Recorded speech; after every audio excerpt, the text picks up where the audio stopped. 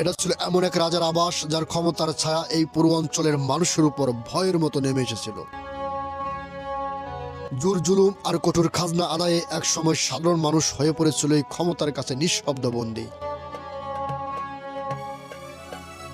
কিন্তু ইতিহাস কখনো এক জায়গায় থেমে থাকে না। 1947 সালের এক গভীর রাতে সব রাজকীয় গৌরব পেছনে ফেলে, ধন সম্পদ ছেড়ে গহনা মাটির নিচে পোতে জীবন বাঁচাতে পালিয়ে যায় সেই ক্ষমতাশালী রাজ পরিবার। প্রশ্ন থেকে যায়, কি এমন ঘটেছিল যে রাজত্ব কাঁপিয়ে দেওয়া সেই ক্ষমতা এক রাতেই পরিণত হলো নিঃশব্দ পলায়নে? আর সময়ের সাথে সাথে কিভাবে এই রাজবাড়ি ইতিহাসের পাতা পেরিয়ে হয়ে উঠল এক নীরব ভুতুড়ে স্মৃতিচিহ্ন। আজকের ভিডিওতে আমরা উন্মোচন করব পাকুটিয়া জমিদার বাড়ির সেই ভয়ঙ্কর সময়ের চাপা পড়ে থাকা গল্প।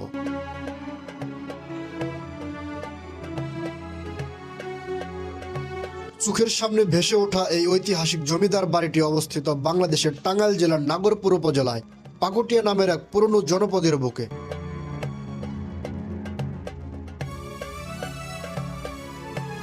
একসময় এই এলাকার পাশ দিয়ে প্রবাহিত ছিল পমত্ত ধলেশ্বরী নদী।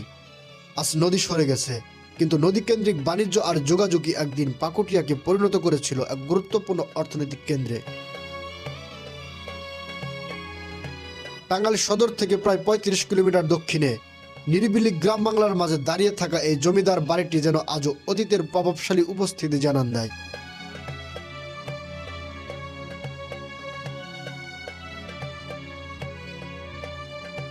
ইংরেজ শাসনামলের শেষ ভাগে পশ্চিমবঙ্গের তৎকালীন ব্রিটিশ রাজধানী কলকাতা থেকে এই এলাকায় এসে উপস্থিত হন রামকৃষ্ণ সাহা মণ্ডল নামের এক ধনাঢ্য ব্যবসায়ী।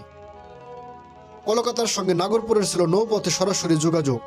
মেল স্টিমার, মালবাহী ও যাত্রীবাহী স্টিমার চলাচল করত এই ধলেশ্বরী নদীপথেই। এই বাণিজ্যিক সুযোগকে কাজে লাগিয়েই 19বিংশ শতাব্দীর শুরুতে রামকৃষ্ণ সাহা মণ্ডল পাকুটিয়ায় জমিদারি প্রথার সূচনা করেন। ক্রমেই তিনি হয়ে ওঠেন এই অঞ্চলের সবচেয়ে ক্ষমতাবান ব্যক্তি।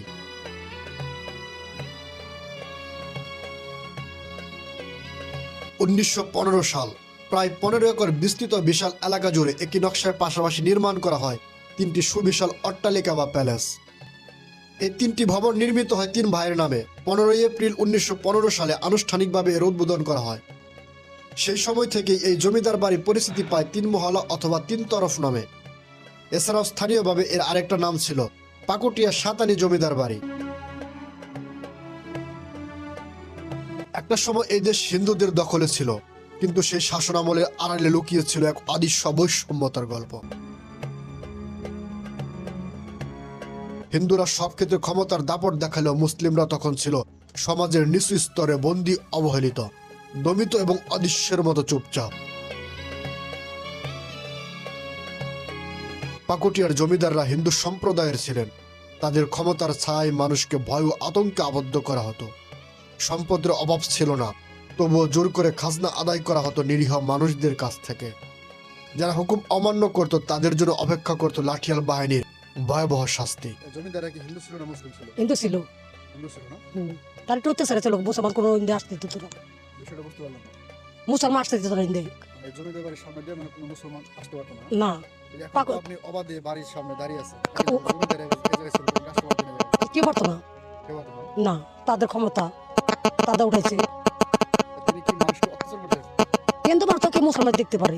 এই যে জমিদার যে ছিল তার নাকি একটা বাহিনী ছিল, লাঠিয়াল বাহিনী। সেই লাঠিয়াল বাহিনী দিয়ে নাকি মানুষ অত্যাচার করতেন।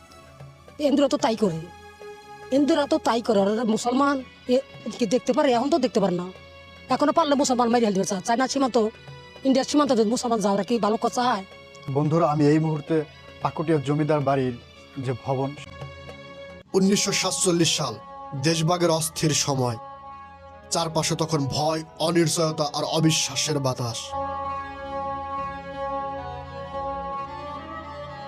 এই অঞ্চলের হিন্দু পরিবারগুলো প্রচন্ড আতঙ্কের মধ্যে দিন কাটাতে শুরু করে।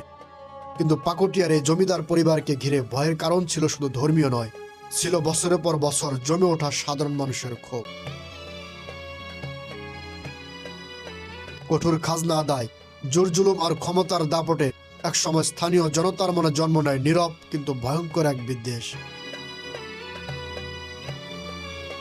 জমিদারদের জোর জুলুম, অত্যাচার সাধারণ মানুষ যখন অতিষ্ঠ, ঠিক এমন সময় যখন পাকিস্তানি সরকারের জমিদারি প্রথা বিলুপ্তির ঘোষণা দেয়, জমিদারদের মনে দেখা দেয় বিদ্রোহ, লুটপাট আর আক্রমণের শঙ্কা। এই বিশাল অট্টালিকা যা একদিন ছিল ক্ষমতার প্রতীক, এক রাতেই হয়ে ওঠে ভয়ের কারণ। জীবন বাঁচানোই তখন হয়ে দাঁড়ায় সবচেয়ে বড় বাস্তবতা। লোকচক্ষুর আড়ালে রাতের গভীর অন্ধকারে রাজকীয় গৌরব আর বিপুল সম্পদ সবকিছু ফেলে এই জমিদার পরিবার পালিয়ে যায় কলকাতার পথে। পাকিস্তান হইলো, হিন্দুস্তান থেকে যখন পাকিস্তান হইলো, তোর পাকিস্তান তো মুসলমান, তখন দেখলে দেশটা অত্যাচার হবে, তো আস্তে আস্তে সব পলাইলো, পাকিস্তান কালানে পলাইলো। আবার যখন এই দেশটা বাংলাদেশ হইলো, তখন তো দেখলো যারা হিন্দুর কথা মানবো না, তো হিন্দুরা সব যা ছিল সব পলাইছে।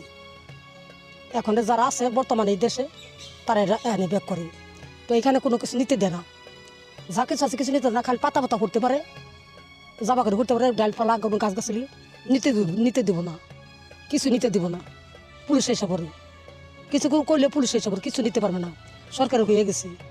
দেশভাগের পর হিন্দু শাসন চলে যাওয়ায় তারা বুঝতে পারে এই দেশে থাকা তাদের জন্য বিপজ্জনক, কারণ দীর্ঘদিন ধরে এই অঞ্চলের মুসলিম জনগোষ্ঠীর উপর চালানো জুলুম ও অত্যাচারের কারণে যে কোনো সময় রাগের প্রতিশোধ হতে পারে।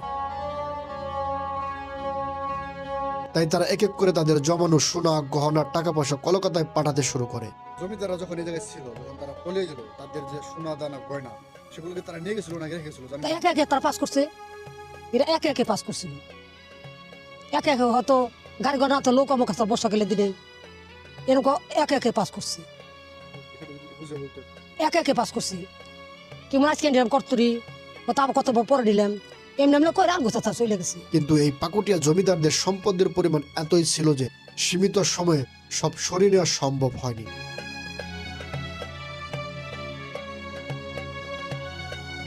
লোকমুখে আজও শোনা যায় পলায়নের আগে এই বাড়ির আঙ্গিনায় কোথাও স্বর্ণলঙ্কার আর মূল্যবান গহনা মাটির নিচে পুঁতে রাখা হয়েছিল, কিন্তু শত বছর পেরিয়ে গেলেও সেই ধন ভাণ্ডারের কোনো চিহ্ন খুঁজে পাওয়া যায়নি। রয়ে গেছে শুধু এক নিঃশব্দ জমিদার বাড়ি আর ইতিহাসের বুকে গভীর চাপা পড়ে থাকা অগণিত প্রশ্ন। বন্ধুরা, আমি এই মুহূর্তে অবস্থান করতেছি যে নলকূপের সামনে। যখন জমিদাররা এই জায়গায় বসবাস করতেন, তারা পানি সংগ্রহ করার জন্য যে নলকূপ ব্যবহার করতেন, যাকে আমরা বলি কুয়ো, সেই কুয়ার সামনে এই মুহূর্তে আমরা অবস্থান করতেছি। চলুন দেখা যাক ইতিহাসের সেই সাক্ষী হিসেবে সেই নলকূপ বর্তমানে কি পরিস্থিতিতে আছে। চলুন আমরা সেই ভেতরের দিকে প্রবেশ করি। এটাই পাকুটিয়া জমিদার বাড়ির কুয়া, আজ পরিত্যক্ত, নিঃসঙ্গ আর নির্জীব। কিন্তু একটা সময় এই কুয়াতে রাজ পরিবারের সদস্যরা নিয়ম মেনে গোসল করতেন, যেখানে জল শুধু প্রয়োজন নয়, ছিল আভিজাত্য আর ক্ষমতার অংশ। সময় বদলেছে, জমিদারদের ক্ষমতা যেমন ইতিহাস হয়ে গেছে, তেমনি এই কুয়াও হারিয়েছে তার গুরুত্ব। এটাই হচ্ছে সেই নলকূপ। বর্তমানে এই নলকূপ পরিত্যক্ত, যে ভেতরে হলো ময়লা দিয়ে সম্পূর্ণ আটকে গেছে, এই যে বিভিন্ন ধরনের গাছগাছালি বৃক্ষ দিয়ে সেটা সম্পূর্ণ নষ্ট হয়ে গেছে। কিন্তু একটাবার চিন্তা করে দেখেন, এই জায়গার যে প্রভাবশালী যে রাজা ছিল বা রাজার পুত্র ছিল, তারা এই নলকূপ থেকে পানি সংগ্রহ করত। আপনি কাল্পনিক একটাবার চিন্তা করে দেখেন, ইতিহাসের সেই সাক্ষী গভীর নলকূপের সামনে এই মুহূর্তে আমরা অবস্থান করতেছি। আসলে প্রত্যেকটা জিনিসেরই একটা সময় পরিসমাপ্তি ঘটে, একটা সময় তার শেষ হয়। মানুষের যেরকম মৃত্যু হয়, তেমনি ক্ষমতারও একটা সময় শেষ হয়ে যায়। এই অত্যাচারী রাজাদের বিলুপ্তির কারণে আজকে এই ইতিহাসের সাক্ষী গভীর নলকূপটা বা কুয়োটাও আজ বিলুপ্তির পথে। জমিদার বাড়ির পশ্চিম সাইডে বাজারের পাশে নীরবে দাঁড়িয়ে আছে এক প্রাচীন মন্দির, এক সময়ের পূজা মণ্ডপ। এক সময় শরৎ এলেই কলকাতা থেকে আসতেন নামকরা কারিগররা, তাদের হাতের ছোঁয়ায় গড়ে উঠত দেবী দুর্গার প্রতিমা।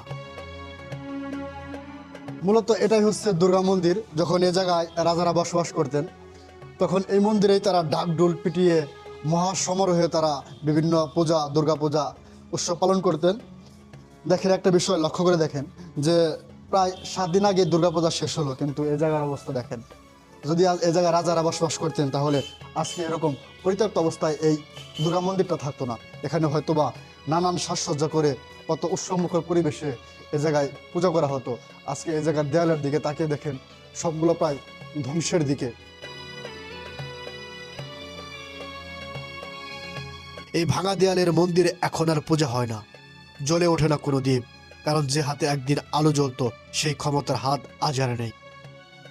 ডাকের শব্দ থেমে গেছে বহু আগেই, রাজকীয় প্রভাবের সাথে সাথে নীরবে হারিয়ে গেছে উৎসব।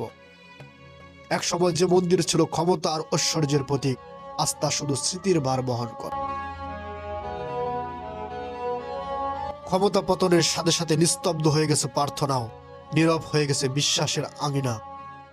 এখন এখানে দাঁড়িয়ে আছে শুধু ভাঙা দেয়াল আর শূন্যতা, যেন সময় নিজেই সাক্ষ্য দিচ্ছে কোনো ক্ষমতায় চিরস্থায়ী নয়। তিন ভাই যখন নিজেদের জন্য গড়ে তুললেন এই রাজকীয় প্যালেসগুলো, তখন শুধু ক্ষমতা নয়, শিক্ষার জন্য রেখে গেলেন এক গুরুত্বপূর্ণ অবদান। 1916 সালে তারা তাদের পিতা বৃন্দাবন চন্দ্র মণ্ডল এবং কাকা রাধা গোবিন্দ মণ্ডলের যৌথ নামে প্রতিষ্ঠা করেন বৃন্দাবন চন্দ্র রাধা গোবিন্দ উচ্চ বিদ্যালয়, যা আজ আমাদের সবার কাছে পরিচিত BCRG স্কুল নামে। সময় গড়িয়ে আসে 1947 সাল। দেশভাগের সঙ্গে সঙ্গে বিলুপ্ত হয় জমিদারি প্রথা। সরকার অধিগ্রহণ করে নেয় জমিদারদের সকল সম্পত্তি। ক্ষমতার কেন্দ্র বদলে যায়, আর জমিদার বাড়ির রাজকীয় জীবন পরিণত হয় ইতিহাসে। এরপর 1967 সালে এই পাকুটিয়া জমিদার বাড়ির মধ্যে প্রতিষ্ঠা করা হয় BCRG ডিগ্রি কলেজ, যা আজও নাগরপুর অঞ্চলের একটি গুরুত্বপূর্ণ শিক্ষা প্রতিষ্ঠান।